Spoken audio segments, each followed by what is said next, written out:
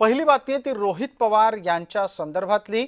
आपले काका अजित पवार यांच्या अपघाती निधनाच्या संदर्भामध्ये रोहित पवार यांनी कर्नाटकातल्या बंगळुरू इथं एक FIR म्हणजेच प्राथमिक गुन्हा अहवाल नोंदवला आहे।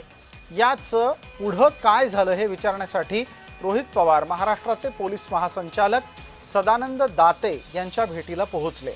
सदानंद दाते यांची भेट घेऊन महाराष्ट्रामध्ये कर्नाटकातून वर्ग करण्यात आलेल्या FIR अर्थात प्राथमिक गुन्ह्याच्या नोंदीचं काय झालं असा प्रश्न त्यांनी विचारला।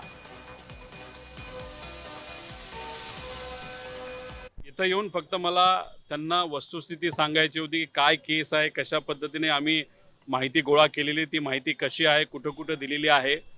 आणि जाता जाता त्यांना एवढंच मी विचारलं की FIR बद्दल काय झालेलं आहे। त्यांनी सांगितलंय की FIR आम्ही आता CID कडे त्या ठिकाणी पाठवलेला आहे। आता FIR होणं हे आमच्यासाठी महत्त्वाचं होतं, तो झालेला आहे।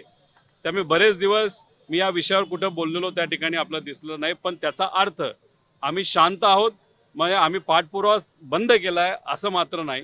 जिथं कुठं लागेल तिथं आम्ही पाठपुरावा करत राहू।